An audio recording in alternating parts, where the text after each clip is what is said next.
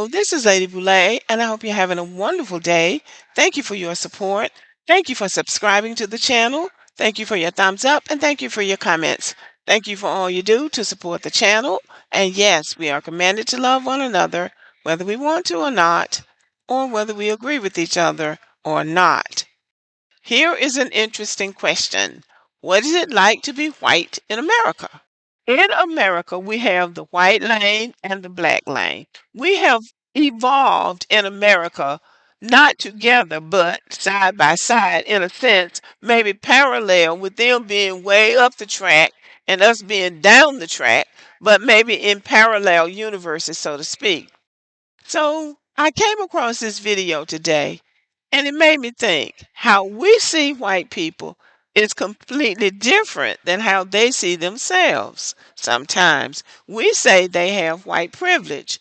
They say they don't. Many of them say they don't have white privilege. Now we know that wealthy white people do.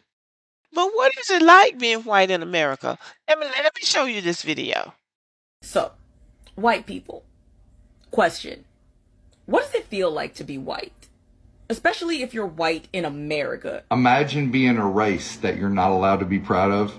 That's how it feels to be white. If I was to make a post on Facebook and I said I'm proud to be white, I'd be the most racist person there was.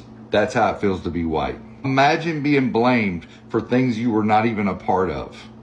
That's how it feels to be white. We have all these occasions throughout the year. We have Black History Month. We have Juneteenth. We have Pride Month.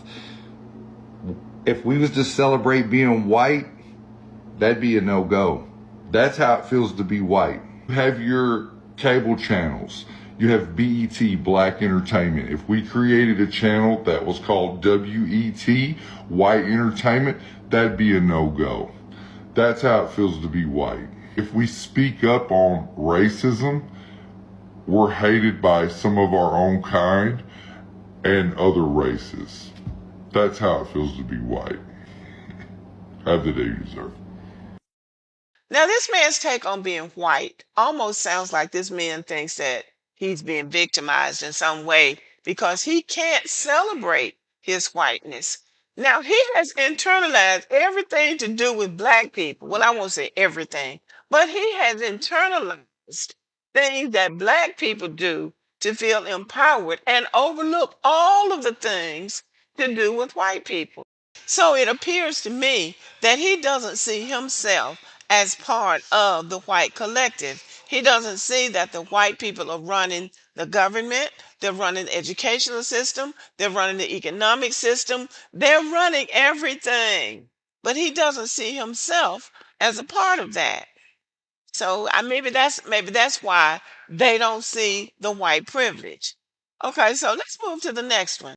Something I've been thinking a lot about recently is how we as white people in America generally lack a sense of belonging towards a specific identity or culture. Meaning, because we essentially gave up our ancestry, gave up traditions and cultural things in Europe to be white Americans, we don't have a sense of identity, so we can tend to form groups that can sometimes be problematic because we want to feel a sense of belonging. And I'll kind of explain with examples what I mean. So if you think about like incels, for example, a lot of incels are like young white males or older, and I feel like generally they feel a sense of belonging and fitting in with other men that hate women. So it's like forming a sense of group identity, but around the hatred of another group. And I feel like this just like happens a lot with white supremacists too.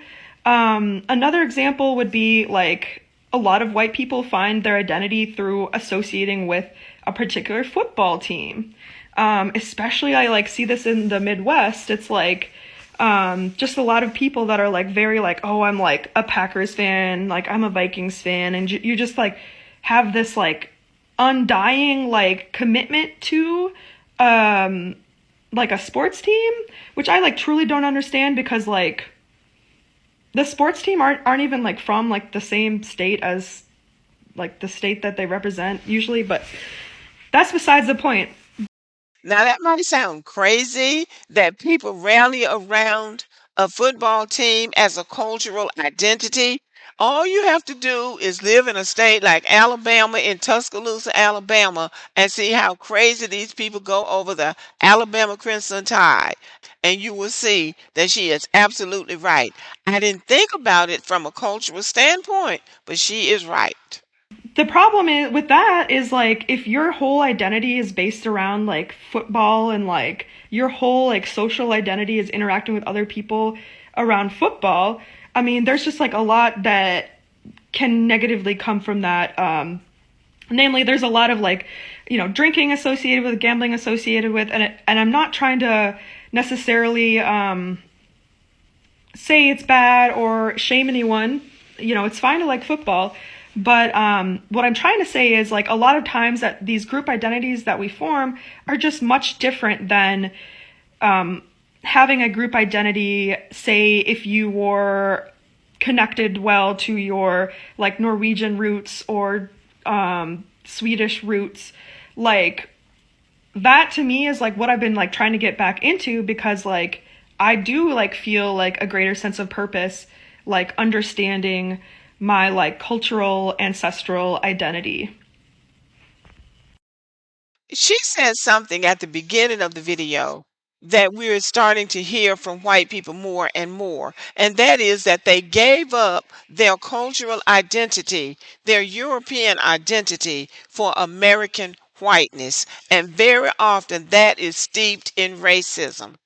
And I am happy to see that white people are beginning to see that. And then they see black people rallying around things that don't have anything to do with hating or disliking other people. And I think, I'm not going to say they're envious, but I think they regret that they gave up the things that made them different, that made them who they are, that made me British or that made me French. And it was always going to evolve, even if they had brought their British culture with them or their French culture. Once they got to America, it was going to evolve anyway. But because they've been steeped in whiteness, they haven't been able to grow. Now, that's what I see, but I could be wrong. And watch this. It is weird being white in America because you don't have like a cultural identity. I mean, we do, but it's like my blood is so diluted. German, Irish, Italian, Hungarian, English. I mean, it's all over the place. It's a lot of Western Europe, sure, but it's like it's not a cohesive cultural identity. Like a asterisk, like where I'm this. It's all these things, and it's none of them really. So it's like I'm American. What does that mean? I'm white American. It's kind of like that's why we're so fiercely individualistic because that's all we have to kind of forge our own identity because we don't really have one except for being an American. But there's 350 million Americans and all different perspectives and racial backgrounds and histories and stuff. So that's not really it's something, but it's not really the same as having like kind of a cultural identity. I think that's why we as Americans are so fiercely individualistic because it's like, well, what else you got? I don't know. Got me, brother. Got myself. Now, listening to him, there again, you hear regret.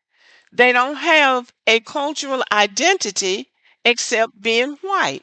And what does that mean? That means that they have gotten on code with an idea that they are white and they are supreme. And that means that they are superior to everybody in all things at all times. And they have discovered that that just is not true. I'm told, and I don't know this for sure, but white people didn't really identify as white until they got to America. Like he said, they were German, they were Irish, they were British, they were French, they were all of those things. But in order to be white, you got to rally around a point of view.